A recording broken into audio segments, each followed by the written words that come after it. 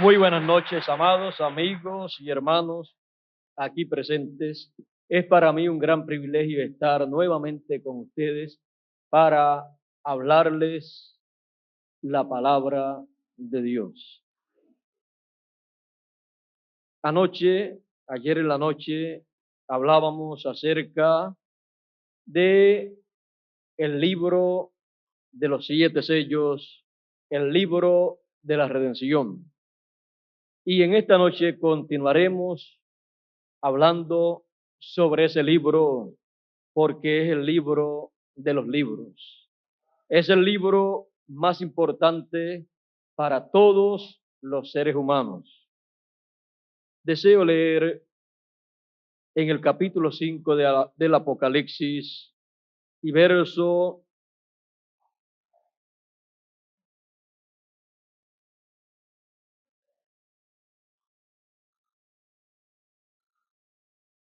5 en adelante. Dice, Apocalipsis capítulo 5, verso 5 en adelante dice, y uno de los ancianos me dijo, no llores. He aquí el león de la tribu de Judá, la raíz de David, ha vencido para abrir el libro y desatar sus 7 sellos.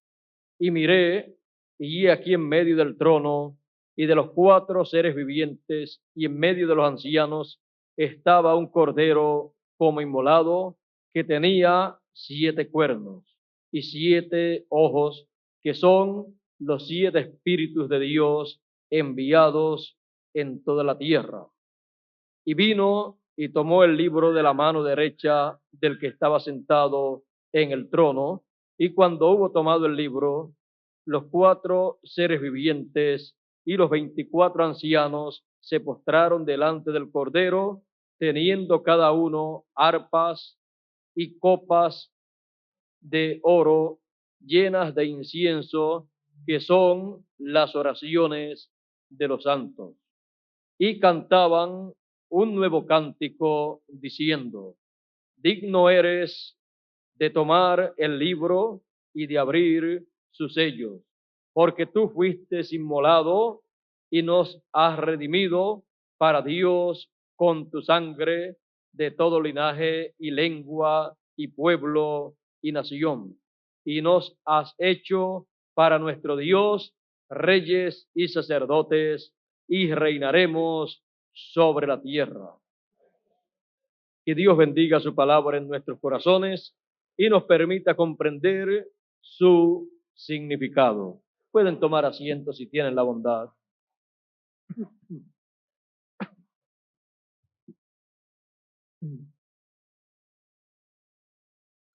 Cuando el Cordero tomó el libro, dice, y cantaban un nuevo cántico, diciendo, digno eres de tomar el libro y de abrir sus sellos, porque tú fuiste inmolado y nos has redimido para Dios con tu sangre de todo linaje, lengua, pueblo y nación.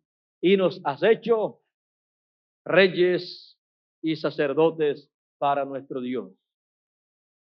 El nuevo cántico es algo muy importante en este panorama celestial que nos muestra el libro del Apocalipsis.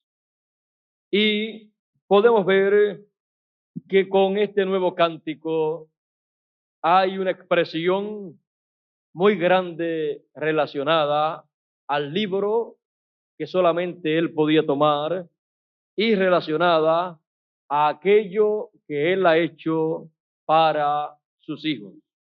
Ahora veamos este libro sellado con 7 sellos, siendo el libro de la redención. Es un libro de suma importancia para Dios y de suma importancia para todos los redimidos. Pues sin ese libro no hay nada para el futuro de los hijos de Dios. Por eso Juan lloraba mucho, porque no se encontraba ninguno digno de tomar el libro y abrir sus sellos. Porque en el programa divino había llegado ese ciclo divino en el cual se tenía que llevar a cabo la apertura de ese libro en el cielo para que así se proclamase la reclamación o el reclamo de todo lo que el Cordero redimió con su sangre. Una persona puede llevar a cabo el pago de una propiedad, pero luego, si no reclama luego esa propiedad, la toma y la usa, de nada le valió haber pagado el precio de una propiedad. Y aquí, el Señor Jesucristo, por cuanto Él fue el que pagó el precio, Él entonces es el que tiene el derecho a tomar ese libro sellado con 7 sellos, que es el libro de la redención. Es el título de propiedad de todo lo que Él redimió. Usted no puede decir que tiene una propiedad si no tiene el título de esa propiedad. Cualquier otra persona puede ser dueño si no hay un título de propiedad. Y si ese libro sellado con 7 sellos, siendo el título de propiedad, no es tomado por el Cordero, entonces todo lo que redimió el Cordero se queda sin dueño, aunque se haya pagado el precio, porque legalmente ante la presencia del Creador, si no se presenta el título de propiedad, no tiene valor nada de lo que ha sido hecho, porque Dios tiene sus leyes. Es igual que aquí en la tierra también. Usted puede decir que tiene una propiedad que es suya, que pagó el precio, pero en la corte, si usted no presenta el título de propiedad, cualquier otra persona puede venir diciendo, esa propiedad es mía. Y entonces hay ahí un conflicto el cual se tiene que resolver. Y si el otro aparece con un título de propiedad y usted no tiene ninguno, entonces no es suya esa propiedad. Ahora, aquí en el programa divino está en juego la propiedad que redimió el Señor Jesucristo con su sangre. Por eso en el Cántico Nuevo, ahí se expresa que el Cordero es digno de tomar el libro, abrir sus sellos, porque Él fue inmolado y nos redimió para Dios con su sangre, de todo linaje y de toda nación y de toda lengua. Y nos ha hecho reyes y sacerdotes para Dios. ¿Ve usted? La causa por la cual el Señor es digno de tomar ese libro es porque Él fue el que redimió esa propiedad. Y el que redime, el que paga el precio de una propiedad, es la persona digna de tener el título de propiedad. Ahora, ¿saben ustedes una cosa? Cuando usted compra, paga el precio de una propiedad, usted ha pagado el precio, ha firmado las escrituras, ha hecho todo eso, pero todavía usted no tiene el título de propiedad. Hasta que no se registra en el lugar de registro y es reconocido en ese lugar como una propiedad suya. Y luego viene a su nombre todo con el sello de gobierno que identifique esa propiedad como suya. Y luego usted puede tener ese título de propiedad. Usted tiene que ir y reclamar ese título, esa escritura, ese título de propiedad para usted poseerlo. Así es en el programa de Dios. Ese título de propiedad, ese libro de todo lo que redimió el Señor con su sangre al morir en la cruz del Calvario, ese título ha estado en la corte divina, en la mano del juez supremo, en la mano del Dios Todopoderoso.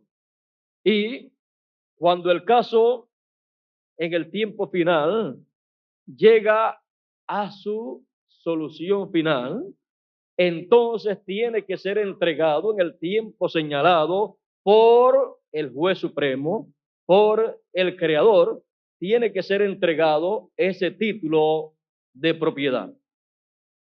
Y ese título de propiedad le da derecho al que lo reclame y le sea entregado, le da derecho a toda la creación que redimió el Señor Jesucristo con su sangre. Le da derecho a toda la herencia de Dios.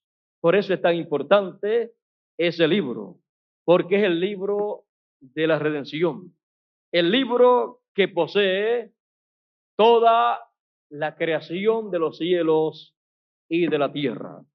Imagínense si en el tiempo que Adán lo perdió, lo tomaba el diablo, los cielos y la tierra fueran del diablo. Y cuando decimos el diablo no es tan feo como lo pintan. El diablo es nada menos que el arcángel Luzbel, que se rebeló en contra del programa de Dios y que llevó consigo una tercera parte de esas huestes celestiales que estaban bajo su dirección, y que era el arcángel que tenía una posición muy importante en el cielo. Si el diablo, como hoy en día le conocemos, pero que no era conocido por ese nombre, sino por un nombre muy ilustre, si él no hubiera sido tan importante, no hubiera hecho tanto daño, porque siempre depende de quién sea el individuo. Pero Luzbel era de los tres principales arcángeles de Dios. Él era uno de ellos. Así es que él quiso ser semejante a Dios. Pero eso Dios no lo tenía para los ángeles, sino que ser semejante al Altísimo, eso solamente Dios lo tenía para sus hijos.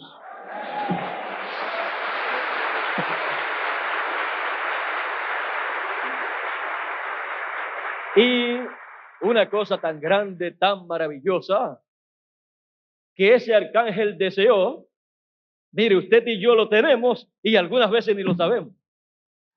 Algunas veces ni sabemos ni quiénes somos nosotros en su valor real ante la presencia de Dios.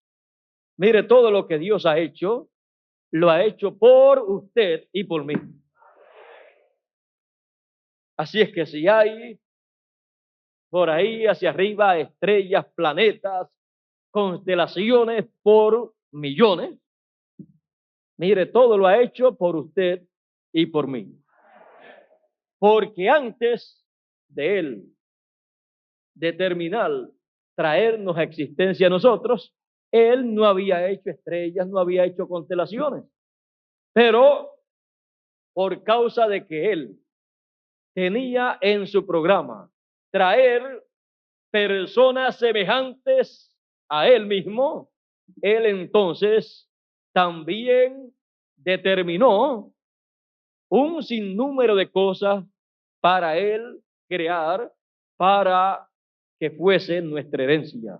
Por eso dice la Biblia que somos herederos de Dios y coherederos con Cristo Jesús, coherederos, porque Él es el que con su sangre preciosa en la cruz del Calvario paga el precio de toda la creación, de toda la herencia. Y al pagar el precio, entonces todo le pertenece al que paga el precio. Y todo entonces en el cielo aparece registrado a nombre del Señor Jesucristo. Y entonces él comparte con sus hermanos, comparte esa herencia tan grande, tan maravillosa como esa que dice la Escritura que él recibe de parte de Dios. Toda la creación dice que gime a una, esperando la adopción de los hijos de Dios. Así es que en esa etapa de la adopción de los hijos de Dios es la etapa en que ese título de propiedad que el Señor Jesucristo recibe, vean ustedes, Él lo recibe en el cielo, porque ese título de propiedad está en el cielo. Dios lo tomó cuando Adán lo perdió. Adán lo tenía. Adán podía decirle a los árboles, pásate de aquí a allá, y se pasaban. Podía decirle a cualquier cosa de la creación que hiciera tal o cual cosa y ocurría.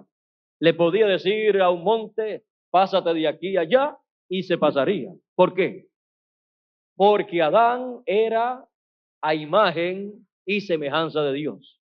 Y siendo a imagen y semejanza de Dios, él era rey, gobernador, aquí en la tierra. Y Dios era rey y es rey en el universo completo. Pero hijo de rey, pues no es otra cosa sino rey también. Porque los reyes pues son los hijos de los reyes anteriores.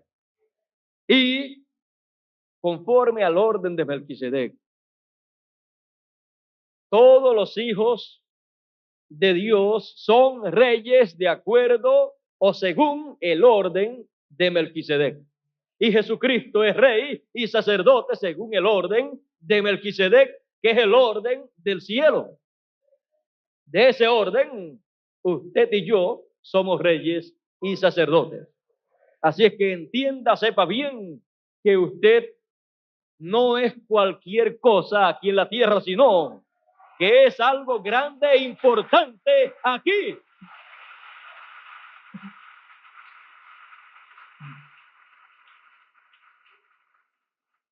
Pero que así como los reyes colocan en la mano de un tutor a su hijo que va a ser rey más adelante, así Dios nos ha colocado en esta tierra y su espíritu es el tutor que nos enseña en cada etapa, en cada edad, el programa divino para que entendamos los negocios de nuestro Padre Celestial para cuando nos toque el momento de reinar, comenzando por 1000 años.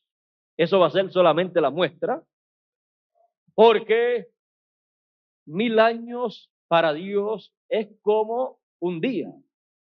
Dios había dicho allá en el principio a Adán, el día que comas, morirás. Ahora, muchas personas dicen, pues, Adán pecó y no murió en ese día. Bueno, les quiero decir una cosa. Adán, después de la caída, no duró 1000 años. Y si no duró 1000 años, pues no duró un día. Murió durante ese día que él pecó. O sea, que ese mismo día en que pecó, en esos 1000 años, él murió, antes de 1000 años. Adán, después de la caída, no fue el hombre que más duró. ¿Y quién fue el hombre que más duró? Matusalén. Matusalén fue el hombre que más duró. Por eso es que algunas veces la gente dice o decimos, tú eres más viejo que Matusalén, porque fue el hombre que más duró. Duró unos 969 años, me parece que fue. Y eso fue 969 años literales. Pero delante de Dios no fue ni un día completo. Ese fue el más que duró después de la caída. Antes de la caída, no se sabe cuántos años había vivido Adán. Podríamos averiguarlo, pero no en esta ocasión. Podríamos ir al calendario de Dios y ver ahí en la palabra cuánto tiempo había durado Adán y aún más, cuánto tiempo había vivido Adán sin Eva, porque Eva fue la que apareció más adelante. ¿Y saben dónde estaba? Adán podía estar buscando una compañera idónea para él, pero él la llevaba por dentro, la llevaba cerca de su corazón. Y de ahí fue que Dios la sacó. Por eso se dice que la mujer es para tenerla ahí en el corazón también, porque de ahí fue que Dios la tomó. No la tomó de los pies ni de los brazos, sino de ahí, de el lado del corazón. Por eso siempre el corazón se le va al hombre detrás de su amada, detrás de la mujer que ama. Bueno, Adán, con todos los problemas que tuvo, siguió amando a Eva, y si él no llega a tomarla, ¿saben ustedes lo que hubiera acontecido? Adán se hubiera quedado solito en esta tierra, se hubiera quedado sin una parte de él. Por eso Adán tomó a Eva, aunque Eva había pecado, había salido fuera de la palabra de Dios, del programa de Dios, pero Adán sabía que si él no intervenía, el juicio de Dios iba a venir sobre Eva y no iba a tener quien la defendiese, porque Eva no era hecha no fue hecha en la creación original. Al no ser hecha en la creación original, entonces tenía ciertas desventajas, pero Adán lo sabía. Y como Adán lo sabía, pues Adán se hizo responsable por todo el problema de allá del huerto del Edén. Imagínense, Adán prefería que Dios lo llamase a cuenta a él con relación a todo el problema que había acontecido allá, y no que llamase solamente a Eva y que el juicio cayese sobre Eva solamente. Imagínense, Eva no iba a poder hacer nada para defenderse, pero Adán llevó sobre sí el pecado. Y Adán entonces, amándola tanto, no la abandonó. Si lo hubiera abandonado, imagínense, solamente Adán estaría viviendo sobre la tierra. No hubiera muerto Adán, porque el día que él comiese, ese día moriría. Si él no participaba del pecado, pues nunca moriría. Pero ¿de qué valía un solo hombre sobre la tierra viviendo sin multiplicarse, sin ver a su compañera más? Eso hubiera sido algo muy triste para Adán, tenerle el recuerdo de haber tenido una compañera como Eva y haberla abandonado en el momento más difícil de ella. Pero él la amaba tanto que tomó sobre sí la responsabilidad.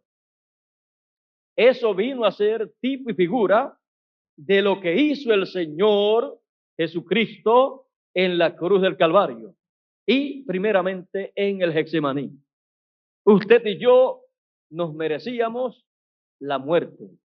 Usted y yo estábamos sentenciados a morir, porque dice: el alma que pecare, esa morirá. Jesucristo es inmortal, porque Él no vino como usted y yo venimos a esta tierra. Hemos venido nosotros a través de la unión de un hombre y de una mujer, pero Jesús no vino a través de la unión de un hombre y de una mujer, sino que vino por creación divina en el vientre de María.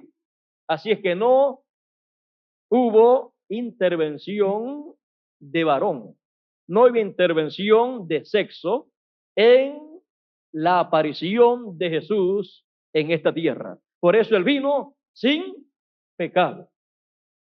Al venir sin pecado, él vino inmortal. Pero él dijo, nadie me quita la vida. Yo la pongo por mí mismo para volverla a tomar. Jesús sabía quién él era. Cada hijo de Dios debe saber quién es él. Porque si no sabe quién es él, no sabe lo que debe de hacer aquí en la tierra. Y no sabe para qué está viviendo en la tierra. Jesús sabía quién él era. Él decía, salí del Padre y vuelvo al Padre. También él decía, nadie subió al cielo, sino el que descendió del cielo, el Hijo del Hombre que está en el cielo. Y estaba en la tierra. ¿Quién puede entender eso? Pero lo podemos creer.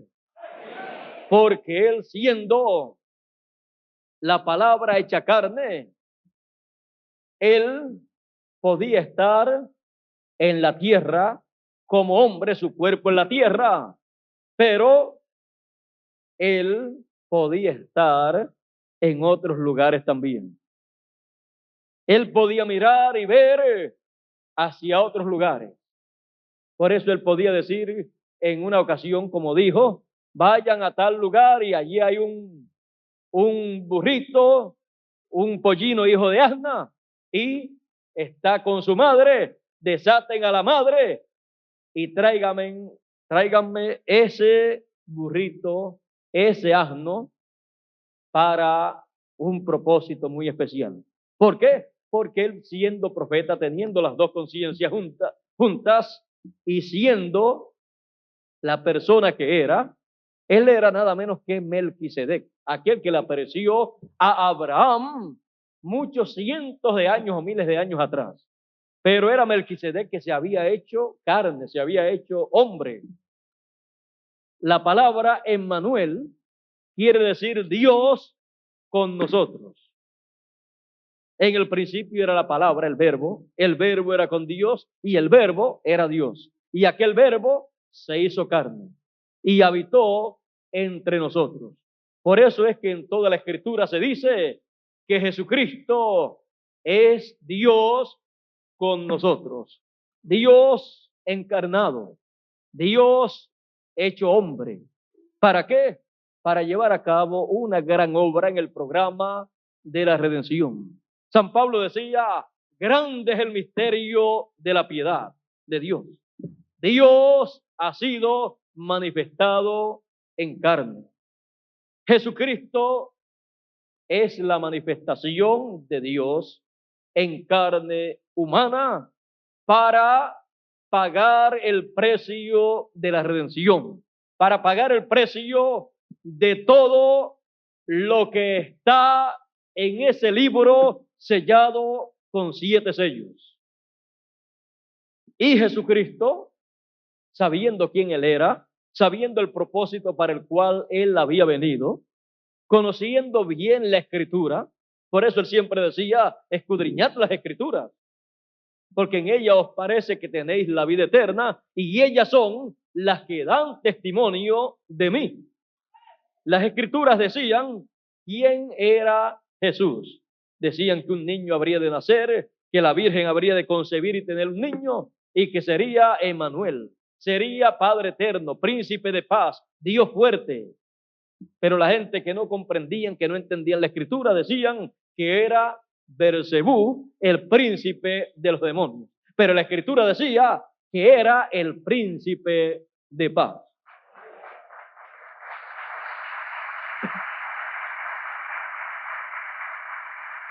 ¿Ve usted la importancia de conocer la escritura? Es necesario que conozcamos la escritura para que no vayamos nosotros a decirle a lo que Dios esté haciendo en nuestro tiempo, que es del diablo cuando es de Dios. Porque cuando uno no conoce la Escritura, no sabe lo que Dios tiene que estar haciendo en el tiempo que uno vive. No lo que Dios podrá hacer, sino lo que tiene que estar haciendo. Porque Él está comprometido con su programa, con sus planes, con sus pensamientos divinos. Así es que Él en cada tiempo ha tenido una labor, una obra para llevar a cabo. Y en eso es que Él ha estado ocupado. Muchas personas han pensado que Dios creó al hombre y después se fue y se olvidó del hombre. Pero no se ha dado cuenta el mismo ser humano que Dios siempre ha estado en medio del hombre, continuando su programa. Porque el plan divino no ha terminado. Dios ha continuado llevando a cabo su gran programa entre los seres humanos. Lo que sucede es que siempre la gente, cuando hablan de una persona, por ejemplo, si hablan del presidente de los Estados Unidos que ha prometido hacer algo, vamos a decir, aquí en Venezuela, pues quieren ver al presidente de los Estados Unidos en persona haciendo las cosas. Pero el presidente de los Estados Unidos puede estar haciendo todo lo que prometió y nadie verlo, y estar haciéndolo a través de los instrumentos que él tiene para llevar a cabo esa labor. Y es el presidente de los Estados Unidos que está haciendo esa labor bajo su gobierno, pero a través de las personas capacitadas para esa labor. Y así ha sido Dios a través de todos los tiempos. A través de todos los tiempos Él ha enviado mensajeros, ha enviado profetas, y a través de ellos es que Dios ha estado manifestándose y haciendo esa gran obra en ese gran programa divino. Por eso dice la Escritura que Él no hace nada sin que antes revele sus secretos a sus siervos, los profetas. Para cada tiempo ha tenido un profeta para Él poder hacer la obra que Él ha prometido en su palabra llevar a cabo. Y esa es la única forma en que podemos ver a Dios. Y esa es la única forma en que podremos ver la obra que Dios está haciendo en el tiempo que vivimos, a través de lo que Él ha prometido llevar a cabo y a través de quien Él haya prometido llevar a cabo esa obra. Eso fue lo que el pueblo hebreo no comprendió en aquellos días. El pueblo hebreo estaba esperando el Mesías y apareció un joven de Nazaret que ni sabían ni de dónde había venido ni hacia dónde iba. Pero vean ustedes, apareció de Nazaret ya grande, aparecía que era nazareno. Y ellos decían, no puede ser este el Mesías, porque él es de Nazaret, y la Biblia dice que será de Belén de Judea. Mire, la gente no se apercibe en el tiempo que debe prepararse. Cuando la parte de Belén de Judea tenía que cumplirse, era cuando el niño Jesús estaba naciendo. En ese tiempo era que tenían ellos que ir a Belén de Judea cuando los magos llegaron a Jerusalén diciendo, ¿dónde está el Mesías, el rey de los judíos, que ha nacido? Porque su estrella hemos visto en el oriente. Ese era el tiempo para ver al Mesías en Belén de Judea. Pero cuando pasa ese tiempo, entonces aparece en Nazaret. Y cuando llegó a Nazaret, ¿sabe de dónde llegó? De Egipto.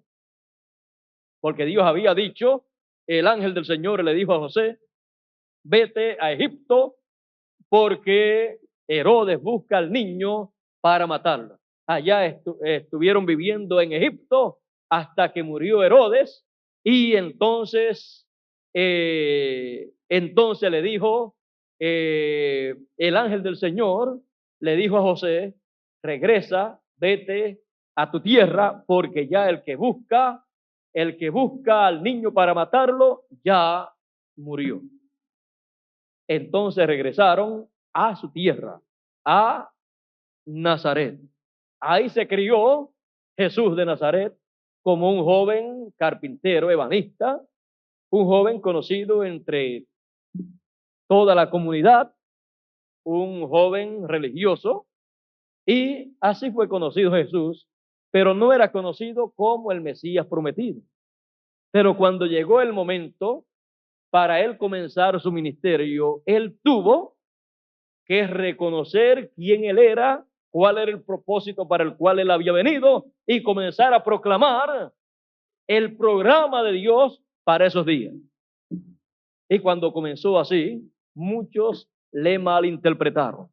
Pero no importa cuánto se malinterprete a un enviado de Dios, a un profeta de Dios, él tiene que seguir hacia adelante para llevar a cabo ese programa que le fue encomendado, crean o no crean la gente.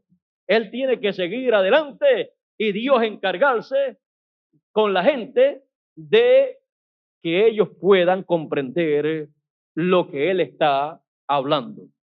O sea, nadie puede obligar a la gente a entender las cosas. Nadie tampoco le puede obligar a usted a creer y nadie le puede obligar a usted a recibir una cosa. Solamente Dios es el único que puede abrirle el entendimiento a usted a medida que usted escucha esas cosas. Y entonces cuando las entiende usted lo único que dice, eso era lo que yo estaba esperando. Eso estaba en mi corazón. Mientras tanto, usted no entiende nada. En los días de Jesús, ¿qué era lo que teníamos que entender en aquellos días? Si hubiéramos vivido nosotros también en aquellos días, pues el programa que Dios tenía para aquellos días, el cual estaba en las manos de Jesús de Nazaret para ser llevado a cabo. Muchas personas no vieron el programa tan grande que estaba en las manos de Jesús, pero él sí lo comprendió. Juan el Bautista también lo comprendió cuando dijo, he aquí el Cordero de Dios que quita el pecado del mundo. Juan comprendió que el Cordero del Antiguo Testamento que el pueblo hebreo sacrificaba estaba señalando a un hombre, y ese hombre era Jesús de Nazaret, que había llegado para quitar el pecado del mundo. Ahora, para llevar a cabo esa obra de quitar el pecado del mundo, Jesús tenía que morir. ¿Y cómo se iba a hacer para que una persona que era inmortal pudiera morir? Eso sí que es una cosa muy difícil. Trataron de matarlo en muchas ocasiones y nunca pudieron matarlo. Pero Jesús decía, yo pongo mi vida por mí mismo para volverla a tomar. ¿Y cómo era que Jesús iba a morir si era inmortal? Jesús conocía el secreto. Jesús supo cómo Adán, siendo inmortal, vino a ser mortal. Por lo tanto, Jesús tenía que hacerse mortal por un lapso de tiempo. Y tenía que ser en cierto tiempo en específico. Imagínense si la primera vez que trataron de matar a Jesús, él hubiera dicho, aquí estoy. Pues mire, una de las cosas era que no lo iban a poder matar, aunque quisieran matarlo. Porque no estaba preparado él para llevar a cabo esa labor en ese momento. Porque para todo hay tiempo. Y usted me dice que no podía morir en cualquier momento, no podía morir. Porque él es inmortal. y estaba sin pecado. Así es que Jesús tenía que hacer algo. Jesús tenía que conocer bien cómo hacerse mortal. Y estaba en la Escritura. Tenía que ser en el tiempo señalado por Dios, porque así como en el templo se requería en cierto tiempo en específico el sacrificio de un cordero para la remisión de los pecados de la gente del pueblo, no podía ese cordero sacrificarse en otro mes, no podía sacrificarse en otro día, sino en el día señalado por Dios. Eso muestra que en el programa divino, porque lo que aquí se hacía en medio del pueblo hebreo era tipo y figura, era la sombra de las cosas celestiales. Por lo tanto, así como el pueblo hebreo llevaba a cabo esos sacrificios en cierto tiempo en específico, en cierto tiempo en específico, en el programa divino, llegaría ese momento en que Dios requeriría un cordero pascual, requeriría la muerte de un cordero espiritual, que tenía que ser un hombre que muriera por el pueblo, porque si no, todo el pueblo en ese tiempo tenía que morir. Muchas personas no han comprendido bien lo que aconteció allá, pero Jesús sí lo entendía. Si Jesús no muere en aquellos días, usted y yo no estaríamos aquí como estamos hoy en día, contentos y felices. Porque si había llegado en el ciclo divino de ese programa divino, se había llegado al tiempo en que Dios llama a juicio a el ser humano. Se había llegado a un ciclo divino como en el tiempo de Noé, que Dios llamó a juicio al mundo antidiluviano y ellos no estaban apercibidos. Y Noé, como era un mortal, pues no podía poner su vida por la humanidad.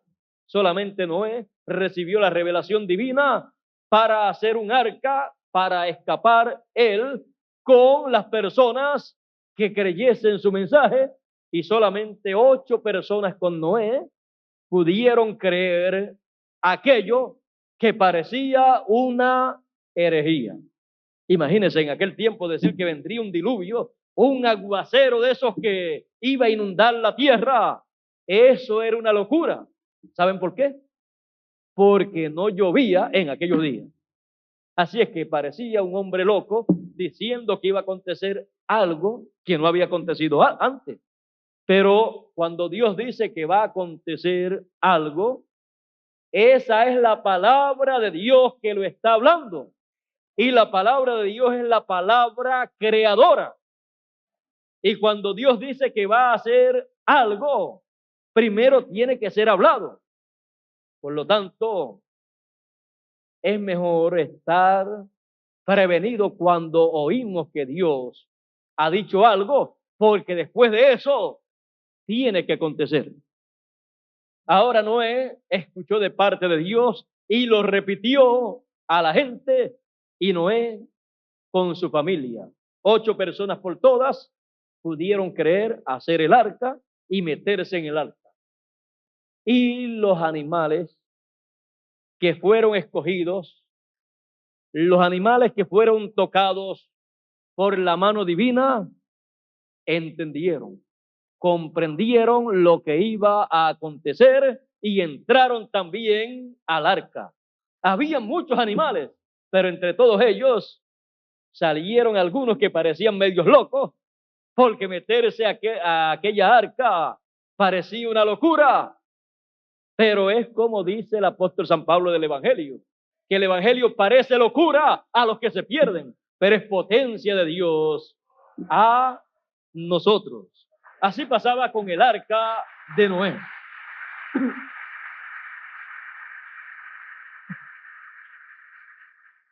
Fíjense ustedes, solamente 8 personas buscaron el arca y algunos animales del campo. El resto de la humanidad no buscó el arca para escapar. ¿Y por qué la están buscando hoy en día entonces? Si no la buscaron cuando la necesitaron. Hoy en día si la encuentran de nada les vale. En aquel tiempo era que servía para escapar del juicio. Pero siempre le pasa la misma cosa a la gente. Cuando necesitan realmente algo, no lo buscan. Y cuando ya no les sirve de nada, se matan buscándolo. Están buscando el arca de Noé. Los científicos la están buscando en aquellos días. No la buscaban. Hoy en día todo el mundo quiere que aparezca el arca de Noé. Quieren ver el arca de Noé. Y si la colocan en algún lugar, quieren meterse dentro de ella. Pero eso no les va a salvar en este tiempo. Porque el diluvio que viene no es de agua, sino de fuego atómico, que destruirá todo lo que se mueve en la tierra. Destruirá los cuerpos terrenales, pero para eso, aquella arca de allá representa algo muy importante en este tiempo. Recuerden que el arca allá era el programa de Dios de salvación para la gente de aquel tiempo, que representa el programa que Dios tenga para este tiempo final, para escapar de los juicios que están señalados para este tiempo final. Encontrar el programa de Dios en este tiempo es encontrar el arca, no el arca de Noé, porque ya esa no sirve para lo que viene en este tiempo. Pero encontrar el equivalente al arca de Noé, porque siempre el equivalente tenemos que encontrarlo. Ahora vean ustedes, en aquel tiempo los animales entendieron más que los doctores que habían en aquellos días, que los ingenieros que habían en aquellos días, que los arquitectos que habían en aquellos días, que los ministros que habían en aquellos días. Los animales, aquellos que entraron al arca, entendieron más que todas las religiones juntas que había en aquellos días. Entendieron el programa de Dios para aquellos días. Se había llegado el tiempo en que Dios llamaba a juicio a la humanidad. Y hoy en día hay personas que todavía no saben que cada cierto tiempo, cada 2000 años aproximadamente, se llega a ese ciclo. Y cuando se llega a ese ciclo, entonces Dios llama al mundo, lo llama a juicio. Pero no trae juicio al mundo sin antes advertirlo, sin antes revelarle sus secretos a sus siervos los profetas. Al profeta que tenga para ese tiempo, le da a conocer que se ha llegado a ese ciclo divino y que el juicio divino está por caer. Y entonces Dios le muestra la única forma para escapar en ese tiempo. Así es que en el tiempo de Noé se había llegado a ese ciclo y no había nada más que una forma para escapar. No es que la gente podían decir, yo tengo mi religión. Ve usted, la religión no salva a nadie. ¿A cuánto salvó la religión que cada persona tenía en aquellos días? A nadie lo salvó. Solamente a Noé lo salvó el programa divino que Dios tenía para aquellos días, que se lo reveló a él siendo profeta y él lo puso por obra. Lo único es el programa que Dios tiene para el día en que uno vive. Fuera de eso, no hay otra cosa que pueda ayudar al ser humano. Bueno, ya vimos que en el tiempo de Noé se había llegado a el juicio divino. Pero el amor de Dios es tan grande que siempre deja una puertecita de escape para que escapen aquellos que aman a Dios y que desean escapar en ese tiempo. Ahora, en el tiempo de Jesús se había llegado nuevamente a ese ciclo. Si Jesús no muere, hubiera pasado lo mismo que pasó en el tiempo de Noé. Toda la humanidad hubiera muerto en aquellos días y solamente se quedaba Jesús vivo, como quedó Noé con su familia. Pero Noé quedó con su familia, con sus hijos, su yerda y su esposa, y pudieron procrearse y comenzar de nuevo una generación.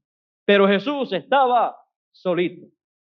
Imagínense si Jesús no muere, todavía estuviera caminando sobre la tierra, de arriba hacia abajo, sin encontrar a nadie con quien hablar. Imagínense, miren, el huerto del Edén, todo eso pasó por la mente del Señor Jesucristo.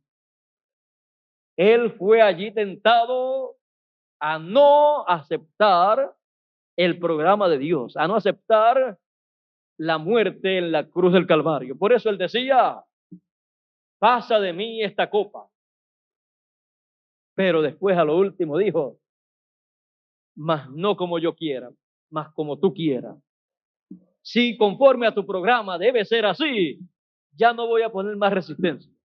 Él vio todo en ese lapso de tiempo en que estuvo allá en el Getsemaní.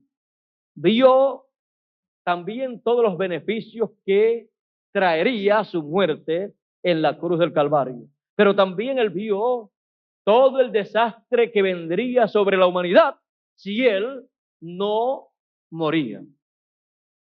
Pero ¿cómo iba a morir Jesús de Nazaret siendo inmortal? Dice la Escritura que él tomó sobre sí el pecado del mundo. Cuando en Getsemaní lo tomó,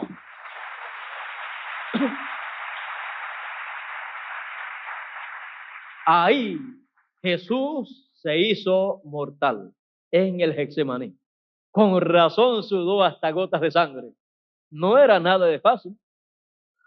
Era algo muy difícil para él. Era más difícil lo que pasó, lo que sufrió en el Getsemaní, que lo que sufrió en la cruz del Calvario. Ya cuando pasó a la cruz del Calvario, ya él había aceptado todo el programa divino. Pero en el Getsemaní, allí sufrió y sudó gotas de sangre. Así es que allí fue donde estuvo en la balanza la salvación y la vida eterna suya y mía. Ahí estuvo en peligro toda la creación. Pero Jesús sabía quién él era. Él sabía para qué había venido y a lo último dijo, hágase conforme a tu voluntad. Fue a la cruz, después murió y pagó el precio por el pecado y entonces nosotros no tuvimos que morir. Entonces a nosotros nos ha sido otorgada la salvación y la vida eterna a través de la muerte y resurrección del Señor Jesucristo y hemos sido lavados de todo pecado con la sangre del Señor Jesucristo. Ahora vean ustedes lo grande, la cosa grande que aconteció allá. Vean ustedes cómo Él se hizo mortal. En la misma forma que se hizo Adán. Así como Adán tomó el pecado de Eva, Jesucristo tomó el pecado de su Eva espiritual, de su iglesia, de su pueblo, y al tomarlo se hizo mortal.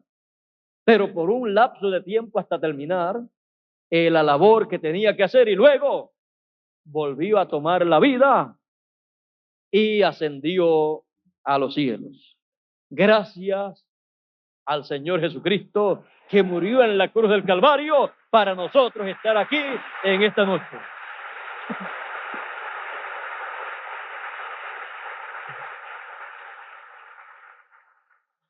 Podemos darle gracias a Él, porque si no, no estuviéramos aquí, si Él no hace lo que hizo. Pero en el programa divino, todo va a ocurrir conforme a como Dios lo tiene programado. Y para caminar en el programa de Dios y hacer lo que se debe hacer en el programa de Dios, lo mejor es entender el programa de Dios y así podemos hacer lo que nos corresponde hacer en el programa de Dios. Ahora ven ustedes, Él murió y redimió toda esa propiedad divina. Redimió todo lo que está escrito en ese libro de redención. Ahí está la redención de los cielos y de la tierra.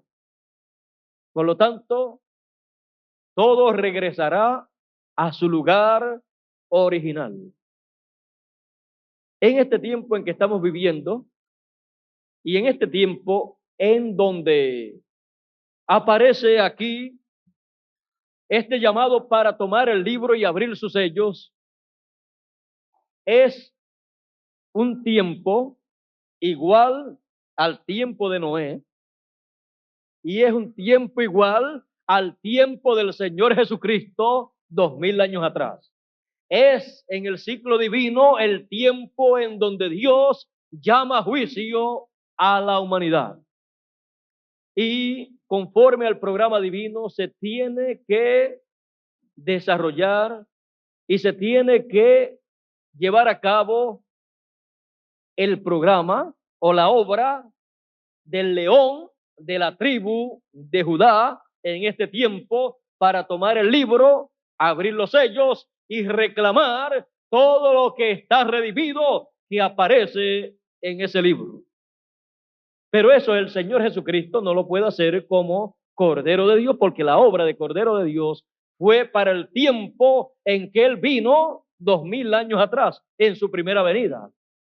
Para la obra de león de la tribu de Judá, el Señor Jesucristo tiene que salir del trono de intercesión allá en el cielo, dar un paso hacia adelante y cambiar de ministerio. Al cambiar de ministerio, entonces ya la cinta de oro que el sumo sacerdote tiene sobre su cintura, ya entonces no la puede tener ahí, sino sobre el hombro. Y entonces viene a ser rey y juez. Viene a ser león de la tribu de Judá en el simbolismo de la obra que él va a llevar a cabo. Por eso el anciano le dijo a Juan: no llores más. He aquí el león de la tribu de Judá, el cual ha vencido, el cual ha prevalecido y el cual es digno para tomar el libro y abrir sus sellos. No llores más. He aquí el león de la tribu de Judá, el cual ha vencido para abrir el libro y desatar sus 7 sellos. ¿Ve usted? El Señor Jesucristo entonces en el cielo cambia de ministerio. Aunque la gente aquí en la tierra ignore lo que esté aconteciendo en el cielo, pues no hay ningún problema. No es de extrañar que muchos ignoren lo que esté aconteciendo allá en el cielo en este tiempo final, pues han estado ignorando lo que ha estado aconteciendo por 2000 años aproximadamente desde que el Señor ascendió a los cielos. Algunas personas se preguntan: ¿y dónde estará el Señor Jesucristo en estos 2000 años desde que Él ascendió a los cielos? Pues ha estado en el templo que está en el cielo, en el lugar de intercesión, haciendo intercesión por cada hijo de Dios que ha nacido y que ha vivido en esta tierra, para que entre el programa que Dios tiene para ese tiempo. Y en este tiempo Él sale de ese lugar porque se ha llegado al ciclo divino en donde se tiene que llevar a cabo la redención de los cuerpos de todos los que han sido redimidos. Y eso se lleva a cabo en la reclamación en este tiempo final. Por eso el Señor Jesucristo tiene que moverse de escenario, tiene que moverse de ministerio para llevar a cabo el ministerio de león de la tribu de Judá, tomar el libro y abrir esos sellos allá en el cielo y revelarlos luego aquí en la tierra. Toma el libro allá en el cielo, abre esos sellos y después viene en Apocalipsis capítulo 10 con ese libro abierto para darlo a conocer a los seres humanos aquí en la tierra, para entregarle de vuelta, de regreso, el título de propiedad a todos los herederos de Dios y coherederos con Cristo Jesús. Ese es el plan divino para este tiempo final. Por eso ese libro de redención es tan importante. Y por eso es que Juan lloraba mucho, porque no aparecía nadie, pero a lo último, o al fin, o en el momento exacto, apareció el que tenía que aparecer. Y luego el regocijo, la alegría fue tan grande que dice que cantaban un nuevo cántico.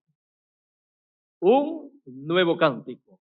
Así es que cambiaron entonces de cántico, ya no el cántico de las edades del pasado, sino un cántico actualizado.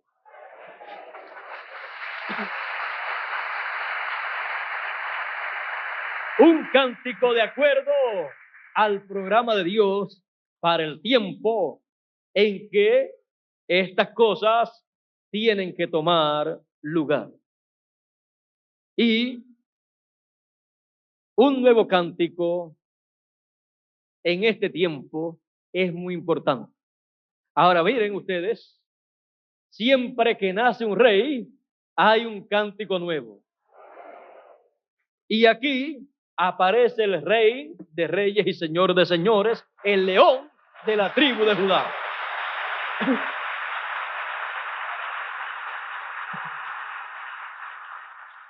¿Saben ustedes una cosa?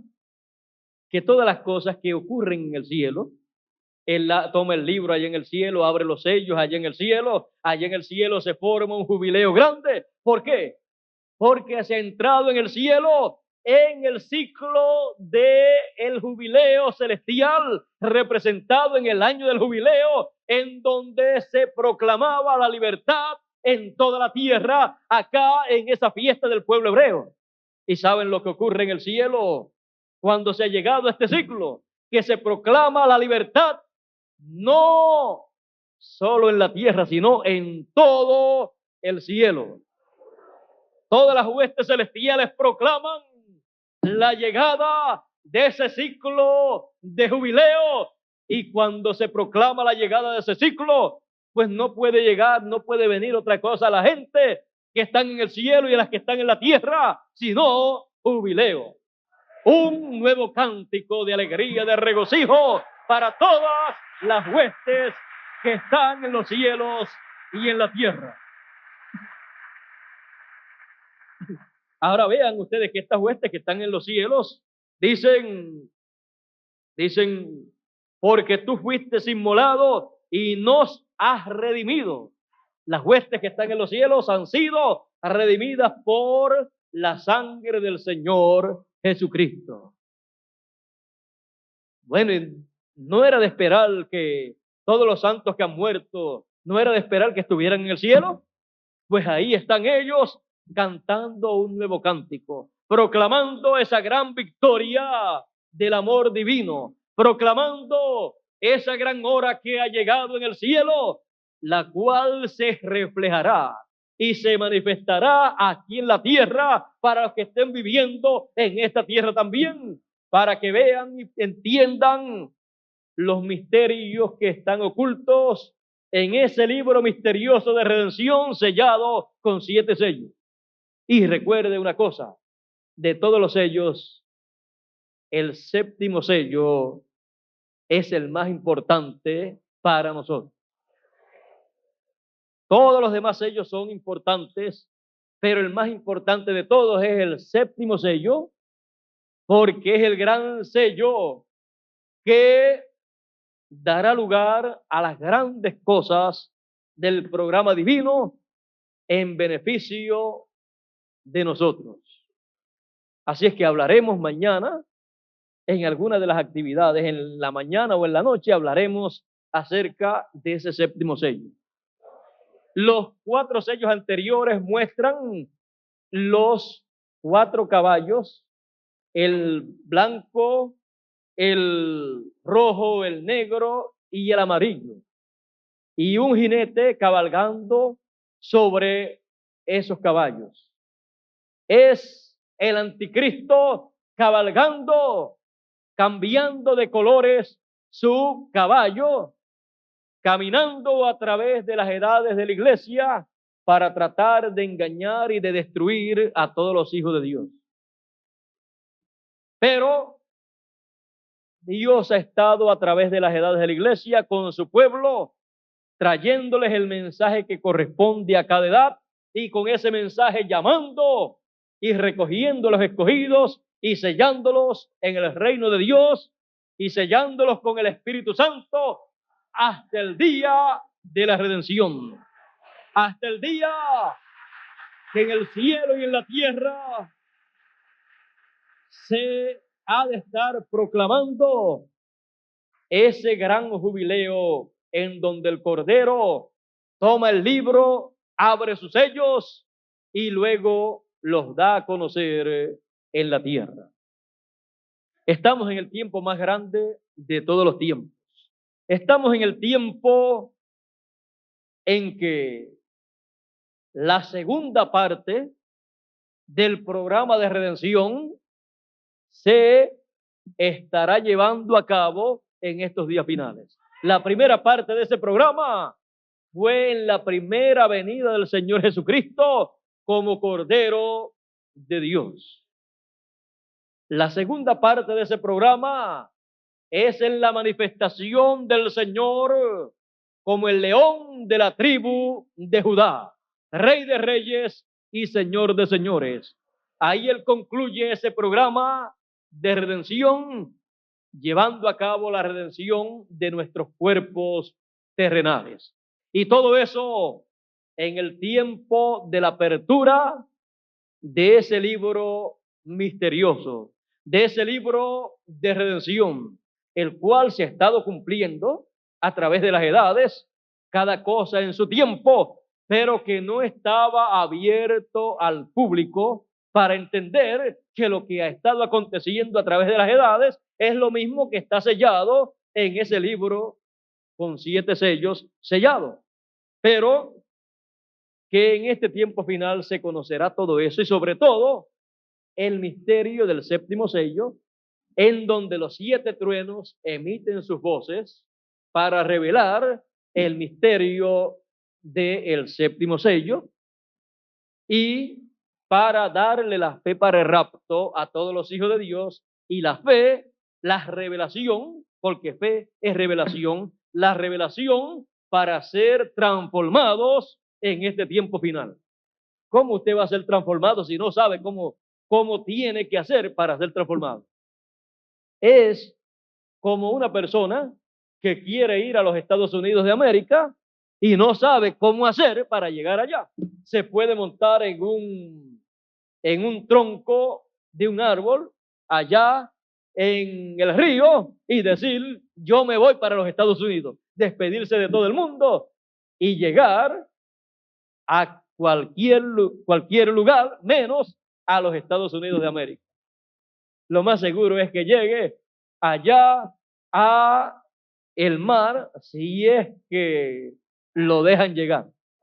Porque por los ríos hay muchos peces y en algunos hay hasta pirañas que no se sabe si llega un poquito lejos.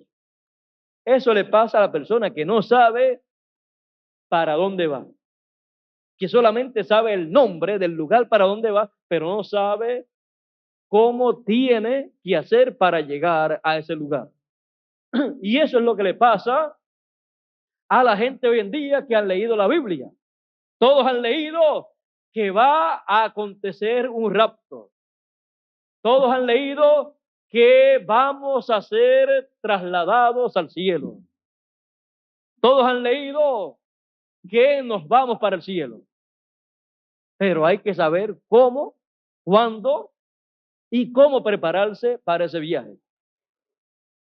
Porque si no, ocurre ese acontecimiento, se lleva a cabo y uno se queda esperando sin saber que ya ocurrió. ¿No le ha pasado al pueblo hebreo eso? No está esperando el pueblo hebreo la primera venida del Señor y no sabe qué ocurrió hace 2000 años atrás. ¿Por qué? Porque no entendieron la Escritura. Es necesario que nosotros en nuestro tiempo estemos apercibidos y entendamos bien las cosas de Dios y nos dejemos de fanatismo religioso, nos dejemos de estar jugando a la religión y diciendo somos de tal religión o de tal religión. Tenemos que encarar la realidad, tenemos que afrontar la realidad de nuestro tiempo y buscar la Escritura, escudriñar la Escritura y ver qué cosas Dios ha prometido para este tiempo. Y entonces sentarnos para oír lo que Dios tiene para este tiempo, para que nuestra mente se abra.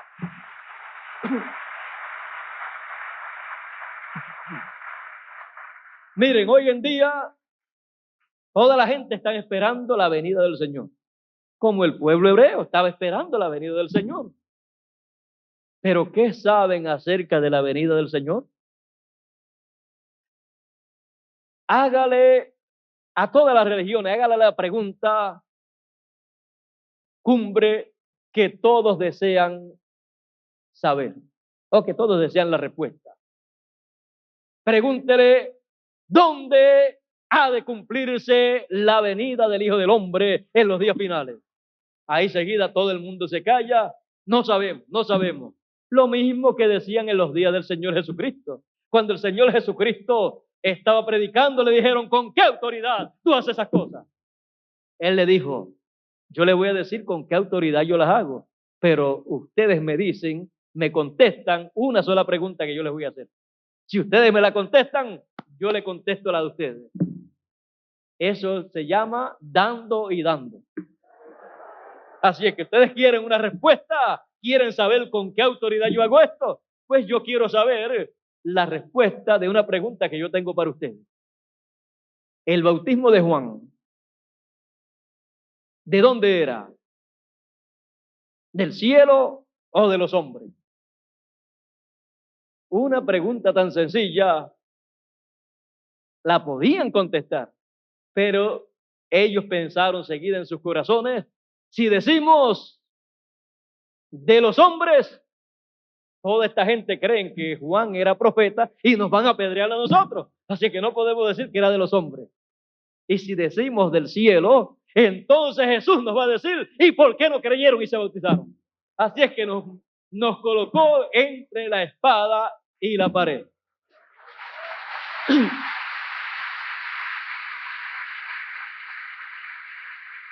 Y cuando estaban colocados así, ellos dijeron, aquí hay que hacerse el bobo. No sabemos, no sabemos. No sabemos de dónde sea. Mire, ellos sabían. Ellos sabían y tenían una respuesta para dar, pero eran cobardes, como son cobardes muchas personas en nuestro tiempo también, que no están dispuestos a enfrentarse a la realidad que Dios tiene para este tiempo, y entonces dicen, yo no sé.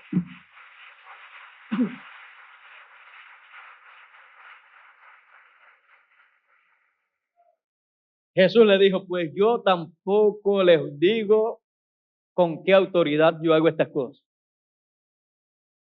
Ahora, en nuestro tiempo nosotros tenemos que ser realistas.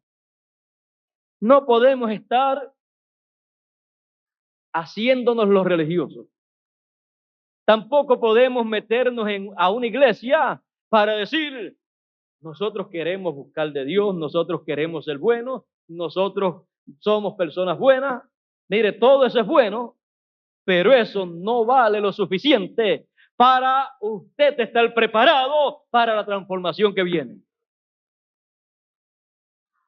Es necesario que usted y yo busquemos la Escritura y veamos lo que está prometido para nuestro tiempo. Porque fuera de eso, Dios no tendrá otra cosa. Y si usted no se coloca en este tiempo, en lo que Dios ha prometido para este tiempo, usted estará perdiendo el tiempo en donde quiera que usted esté. No importa lo religioso que usted quiera ser. No es cosa de ser religioso. Es cosa de ser realista y afrontar la realidad con valentía.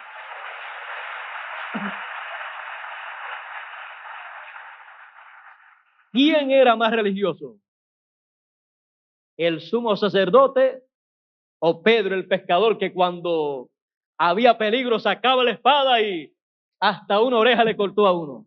¿Cuál de los dos era más religioso?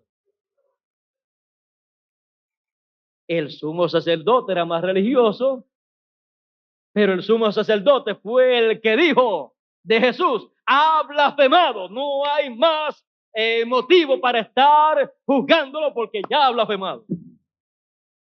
Y entonces, miren lo que habló acerca de Jesús. lo condenó a muerte. Pero Pedro siendo un hombre que no parecía ser muy religioso, con todo y eso era la persona que se había enfrentado a la realidad de aquel tiempo, a la promesa de aquel tiempo. Y cuando Jesús preguntó, ¿quiénes dicen los hombres que es el Hijo del Hombre? Todos los discípulos decían, bueno, unos dicen que tú eres Isaías, otros dicen que tú eres Juan el Bautista que ha resucitado, otros dicen que tú eres alguno de los profetas. Y Jesús dijo, ¿y ustedes? ¿Quiénes dicen ustedes que es el Hijo del Hombre? Pedro dijo, tú eres el Cristo, el Hijo del Dios viviente. Jesús le dijo, bienaventurado eres Simón, hijo de Jonás, que no te lo reveló carne ni sangre. Esto no te lo reveló ni Caifás, el sumo sacerdote, porque él no dice eso de mí. No te lo reveló ninguno de los líderes religiosos de la religión hebrea, porque ellos no dicen eso de mí. Solamente te lo reveló mi Padre que está en el cielo. Pedro recibió esa gran revelación divina para saber quién era ese hombre que estaba con ellos en esos días. Y supo que era el cumplimiento de la promesa divina para ellos. Y Pedro no era muy religioso. ¿Cómo piensan la gente que deben ser los religiosos? Porque la gente piensa que una persona religiosa tiene que ser en cierta forma, que más bien cuando describen la gente a un religioso en la forma que quieren que una persona religiosa sea, lo describen en tal forma que más parece un bobo que un religioso verdadero. Pero un verdadero creyente en Dios no puede ser un bobo. Un bobo es un tonto. Si usted busca a todos los creyentes verdaderos en el programa divino, usted encuentra que eran personas entendidas. La mayoría de ellos eran buenos comerciantes. Busque usted a todos estos profetas, porque también muchas personas piensan que los profetas tienen que estar metidos orando todo el tiempo. Mire, Abraham, el padre de la fe, era uno de los profetas grandes, pero era también uno de los hombres más ricos de su área. Y era uno de los buenos comerciantes de su área también. Y sus hijos, y sus nietos, y sus bisnietos salieron también buenos comerciantes. Así es que, vean ustedes, los hijos de Dios, los profetas de Dios, cada uno en su tiempo hizo en la forma que podía hacer de acuerdo a su tiempo y de acuerdo al ministerio que tenían de parte de Dios. Así es que no podemos decir que un profeta tiene que ser una persona que esté metido en una cueva orando y que solamente salga para decir Dios dijo esto y después se esconde en la cueva otra vez. Todo depende cuál sea el programa que Dios tiene para ese tiempo.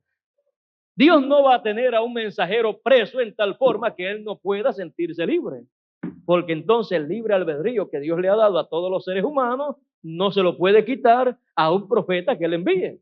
Todos tienen ese libre albedrío. ¿Saben ustedes una cosa? Que algunas veces estos mensajeros de Dios a través de toda la Biblia usted encuentra que en vez de estar presos están más libres que el resto mismo de las personas.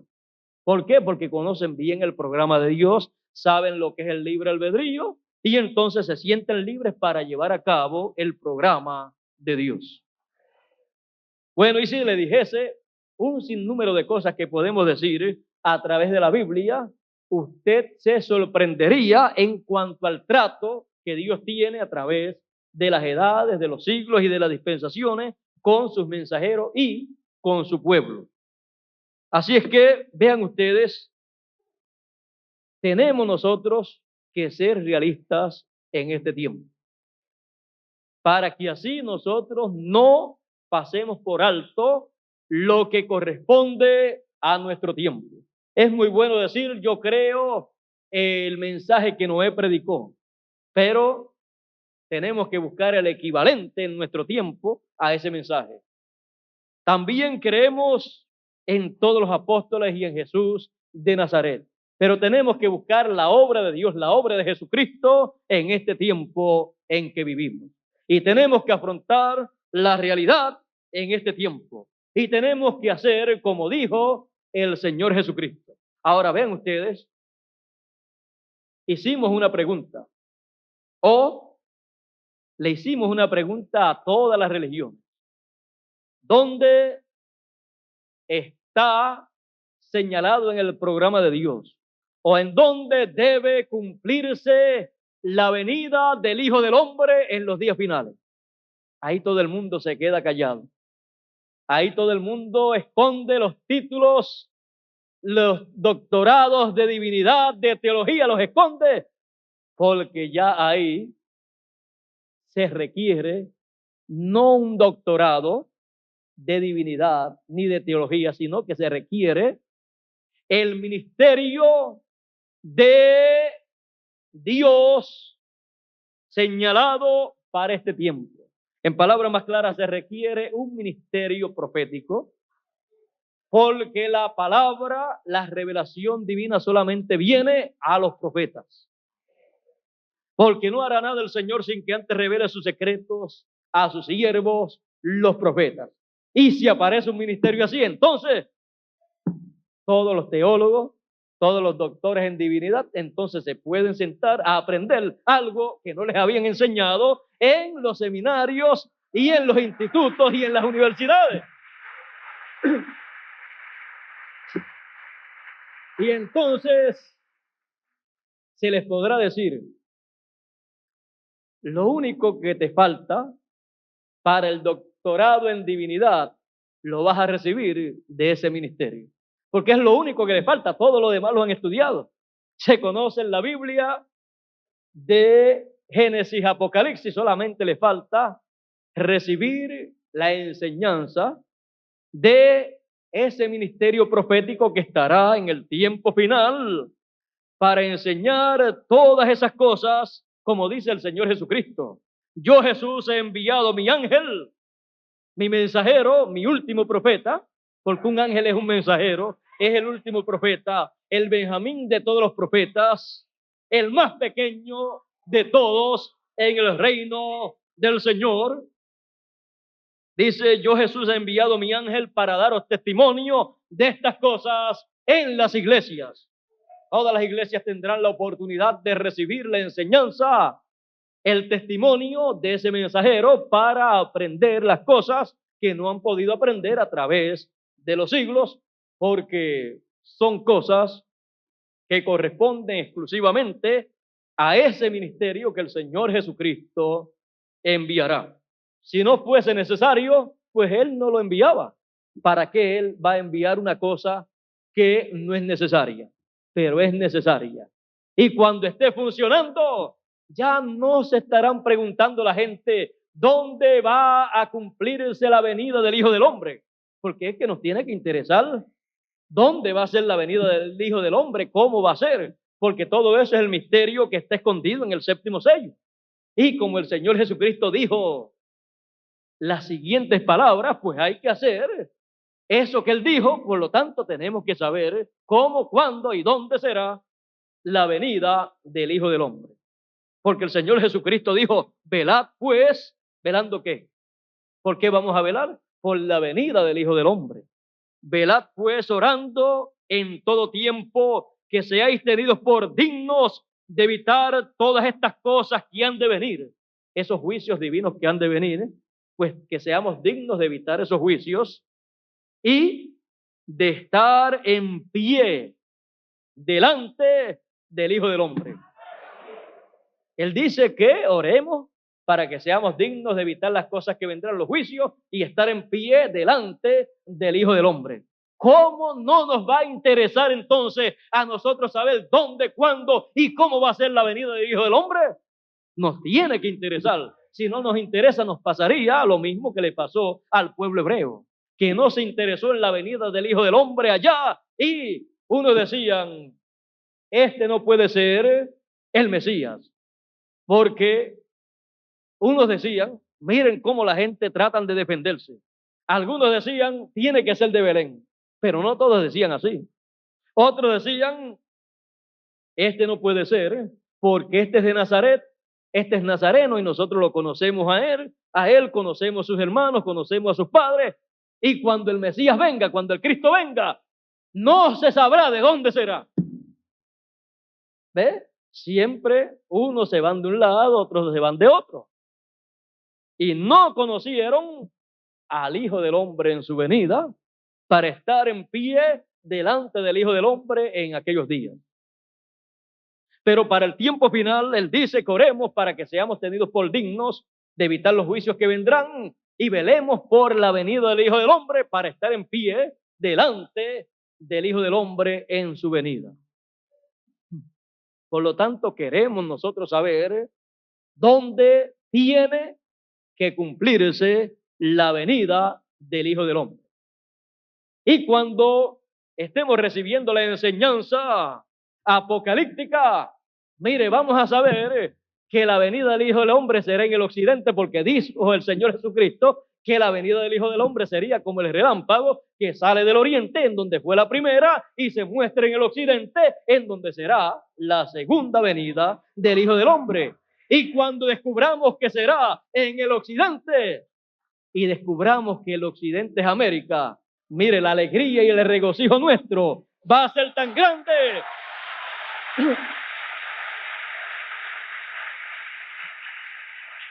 Va a ser tan grande como la que en el cielo también es.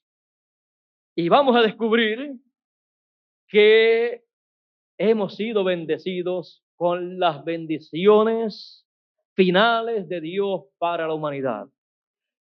Y hemos de descubrir que usted y yo no hemos nacido en el occidente por mera casualidad, sino para velar, orando en todo tiempo, para recibir la venida del Hijo del Hombre y estar en pie delante del Hijo del Hombre. Y entonces el nuevo cántico nadie lo podrá evitar. Ese nuevo cántico que en el cielo comenzó, continúa acá en la tierra. Y entonces lo que era un misterio para nosotros se abrirá a nosotros, estaremos conscientes de la realidad, afrontaremos la realidad y sin tener que ser religiosos, sin tener que meternos a una religión para ser mejores personas, sino donde nos tenemos que meter y donde nos vamos a meter. No es a una religión, es a la Escritura. Escudriñad las Escrituras, porque en ellas os parece que tenéis la vida eterna y ellas son las que dan testimonio de mí. Así dice el Señor. Y así es que tenemos que hacer. Es necesario que seamos realistas. Si somos realistas, encontraremos el programa que Dios está llevando a cabo en estos días. Y tendremos entonces desde lo profundo de nuestro corazón un nuevo cántico también para alabar y glorificar a nuestro Dios. Un nuevo cántico brotará desde el occidente para glorificar a Dios, para honrar a Dios y para darle gracia a Dios por su gran programa que estará llevando a cabo en el occidente. Y del occidente pasará al oriente, así como del oriente pasó la luz del relámpago y la manifestación del relámpago que primeramente fue en el oriente en su primera venida. Todo eso pasó al occidente y se dio a conocer y conocemos lo que aconteció allá en la primera venida del Señor. Sabemos el programa de redención que se llevó a cabo allá como Cordero de Dios. Pero acá será como león de la tribu de Judá, lo cual después se le dará a conocer al oriente también. O sea, eso es dando y dando. Ellos nos dieron el conocimiento, la enseñanza de la venida del Hijo del Hombre como el relámpago en el oriente, y nosotros le daremos el conocimiento, la revelación divina de la venida del Hijo del Hombre en el occidente, con todo lo que conlleva eso, dándole a conocer la gran obra del león de la tribu de Judá, la apertura del libro de la redención y todas esas cosas que corresponden a este tiempo. Todas estas cosas son de esa manera y no las podemos evitar. Por eso fue que en el Antiguo Testamento el templo en donde Dios entró y en donde Dios reposó, el lugar de reposo de Dios era el lugar santísimo, y el lugar santísimo en donde Él vino, porque la venida del Señor, así en la Chequina, viniendo al templo, Él llegó al lugar santísimo y allí habitó. Y la venida del Señor, la cual es esperada en los días finales, será también al lugar santísimo de su templo espiritual. Y el lugar santísimo en el templo de allá del Antiguo Testamento estaba en el occidente. Y el templo del Señor Jesucristo tiene ese lugar santísimo en el occidente también. Por eso la venida del Hijo del Hombre será en el occidente, en la tierra que nos ha visto nacer a nosotros. La tierra que nos ha visto nacer a nosotros verá también la venida del Hijo del Hombre con poder y gloria y con sus ángeles de gloria, que son el ministerio de Moisés y Elías. Todo eso estará en el occidente para luego ser dado a conocer al oriente. Así es que todo eso es lo que corresponde a este tiempo final. Todo eso es lo que nosotros tenemos que entender en nuestro tiempo, porque ese es el programa de Dios para este tiempo. Fuera de eso, ninguna otra cosa nos beneficia tanto como queremos nosotros ser beneficiados como ese programa que Dios tiene. Y eso está en ese libro de redención. O sea que no es algo que va a ocurrir por mera casualidad, sino porque está programado para llevarse a cabo. Y nosotros somos bienaventurados al vivir en el occidente, en la tierra de América, y al vivir en estos días finales. Así es que Dios lo escogió usted para vivir en la tierra de América, para que usted estuviera velando y orando por la venida del Hijo del Hombre, para que fuese tenido por digno de estar en pie delante del Hijo del Hombre, como estuvo en pie delante del Hijo del Hombre Pedro, Jacobo, Juan y los discípulos del Señor. Ese es el programa de Dios para nosotros. Escucharemos todo lo que Dios tenga en este tiempo. La trompeta final, ¿dónde sonará? En el occidente. ¿Dónde comenzará el recogimiento de los elegidos, de los escogidos? En el occidente.